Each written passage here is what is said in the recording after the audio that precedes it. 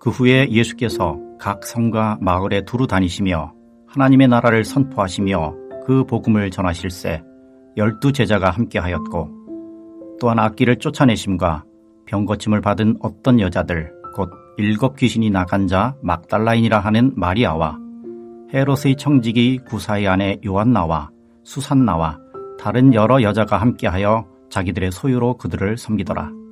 각 동네 사람들이 예수께로 나와 큰 무리를 이루니 예수께서 비유로 말씀하시되 씨를 뿌리는 자가 그 씨를 뿌리러 나가서 뿌릴새 더러는 길가에 떨어짐에 밟히며 공중의 새들이 먹어버렸고 더러는 바위 위에 떨어짐에 싹이 났다가 습기가 없으므로 말랐고 더러는 가시떨기 속에 떨어짐에 가시가 함께 자라서 기운을 막았고 더러는 좋은 땅에 떨어짐에 나서 100배의 결실을 하였느니라. 이 말씀을 하시고 외치시되 들을 귀 있는 자는 들을지어다. 제자들이 이 비유의 뜻을 물으니 이르시되 하나님 나라의 비밀을 아는 것이 너희에게는 허락되었으나 다른 사람에게는 비유로 하나니 이는 그들로 보아도 보지 못하고 들어도 깨닫지 못하게 하려 함이라. 이 비유는 이러하니라. 씨는 하나님의 말씀이요 길가에 있다는 것은 말씀을 들은 자니 이에 마귀가 가서 그들이 믿어 구원을 얻지 못하게 하려고 말씀을 그 마음에서 빼앗는 것이요 바위 위에 있다는 것은 말씀을 들을 때에 기쁨으로 받으나 뿌리가 없어 잠깐 믿다가 시련을 당할 때에 배반하는 자요 가시떨기에 떨어졌다는 것은 말씀을 들은 자이나 지내는 중 이 생의 염려와 재물과 향락의 기운이 막혀 온전히 결실하지 못하는 자요 좋은 땅에 있다는 것은 착하고 좋은 마음으로 말씀을 듣고 지키어 인내로 결실하는 자니라.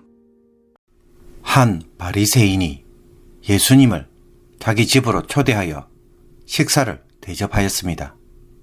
그때에 그 동네에 죄를 지은 한 여자가 이 식사 자리에 갑자기 들어왔습니다. 바리새인 시몬을 비롯하여 함께 있던 사람들은 이 여인이 누구인지 단번에 알아차렸습니다. 그 여인은 마을에서 죄인으로 취급받고 있었기 때문입니다. 그러나 이 여인은 사람들의 따가운 시선을 전혀 신경 쓰지 않고 비스듬히 기대어 앉아서 식사를 하시는 예수님의 발에 앉아 눈물로 발을 적십니다. 눈물을 하염없이 흘린 후에 그녀는 자신의 머리카락으로 예수님의 발을 닦고 그 발에 입을 맞춥니다. 그리고는 가져온 향유를 발에 붓습니다. 갑작스러운 여인의 이런 행동에 모두 멍하니 보고 있을 때 주인이었던 바리새인 시몬이 이렇게 속으로 생각합니다. 이 사람이 만일 선지자라면 자기를 만지는 이 여자가 누구이며 어떠한 자 곧 죄인인 줄을 알았으리라. 지금 시몬의 눈에는 무엇이 먼저 보였습니까? 이 여인이 무슨 사연으로 이렇게까지 헌신하는지에 대하여 관심을 가지기보다는 오로지 죄인이라는 사실에만 주목하였습니다. 이런 여인이 경건한 식사 자리에 왔다는 것에 몹시 불쾌하게 여겼습니다. 더욱이 이 여인의 행동에 대해 전혀 제지하지 않는 예수님에 대해서도 이제 비난과 의심을 하였습니다. 시몬은 예수님이 대단한 지혜와 능력을 가진 선지자로 알고 있었습니다. 정말로 그런 선지자라고 한다면 이 여인이 누구이며 어떤 죄를 지은지도 당연히 알고 있어서 마땅히 그 여인을 막았었어야 했다는 것입니다. 그러므로 시몬은 이 여인을 통해 예수님이 어떤 분이신지 판단하고 있습니다. 자신의 기대와 달리 예수님은 크게 존경할 만한 인물로 대단한 선지자로 보기 어렵다고 생각하였을 것입니다. 그때에 예수님은 시몬을 불러 할 말이 있다고 하시면서 한 가지 비유를 들려주십니다. 한 사람에게 두 사람이 빚을 졌습니다. 한 사람은 500데나리온을, 다른 한 사람은 50데나리온을 졌는데 둘 다 갚을 길이 없는 가난한 사람들이었습니다. 빚을 준 사람은 그 둘을 불쌍히 여겨 모든 빚을 탕감해 주었습니다. 그렇다면 이 둘 중에 어떤 사람이 빚을 탕감해 준 사람을 더 사랑하겠느냐라고 시몬에게 묻습니다. 시몬은 많이 탕감함을 받은 자라고 대답합니다. 예수님은 시몬의 이런 판단에 옳다고 말씀합니다. 그리고는 시선을 죄인인 여자에게 돌리시면서 시몬에게 이 여자를 보느냐라고 물으십니다. 예수님은 시몬과 이 여인을 대조하시면서 왜 이런 비유를 하셨는지 풀어가십니다. 시몬은 예수님과 제자들을 초청하여 식사를 베풀었지만 집에 들어올 때 발 씻을 물도 주지 않고 입맞춤도 하지 않았으며 감람유도 붓지 않았습니다. 손님을 초대하면 일반적으로 종이 손님의 발을 씻어주거나 또 종이 없다면 주인이 손님에게 발 씻을 물을 줍니다. 그리고는 손님을 포옹하며 환영합니다. 그런데 시몬은 전혀 그렇게 하지 않았다는 것입니다. 왜 그랬을까요? 이와 달리 이 여인은 자신의 눈물로 발을 적시고 머리털로 닦고 발에 입맞추며 향유를 발에 부어서 환영했다는 것입니다. 이 여인은 왜 이렇게까지 했을까요? 예수님은 시몬에게 말씀합니다.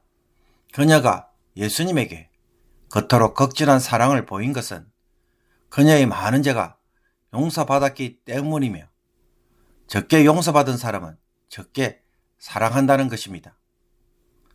이것을 보아 이 여인은 이미 예수님을 만난 적이 있어서 예수님으로부터 제 용서의 은혜를 받았다는 것을 알려줍니다. 그러므로 여인은 500데나리온을 빚진 자이고 시몬은 50데나리온 빚진 자임을 암시합니다. 그런 후에 예수님은 다시 한번 그 여인에게 내 죄 사함을 받았느니라 라고 하십니다. 왜 또다시 죄 사함을 선포하실까요? 이번에는 공적으로 주변 사람들 앞에서 선포하신 것입니다. 이 여인은 더 이상 사람들이 생각하는 그런 죄인이 아니라 죄 사함을 받은 은혜의 사람이라는 것입니다. 그러니 이 여인에게 이제 아무도 손가락질 하지 말라는 것입니다. 그러나 예수님의 죄 사함 선포에 앉아있던 사람들은 이 사람은 도대체 누구길래 죄도 사하는가 라고 하면서 수근거립니다. 그들의 이런 질문은 본문을 읽는 우리들에게 이런 대답을 하게 만듭니다. 예수님은 죄를 용서하시는 메시아이기 때문입니다. 예수님은 그들의 말에 아랑곳하지 않고 여인에게 내 믿음이 너를 구원하였으니 평안히 가라 라고 하십니다. 이제부터 죄 용서를 통해 구원과 평안의 삶을 누리라 라는 것입니다. 오늘 본문에 따르면 바리새인인 시몬이 도대체 예수님을 무슨 이유로 식사에 초대했는지 정확하게 알 수는 없습니다.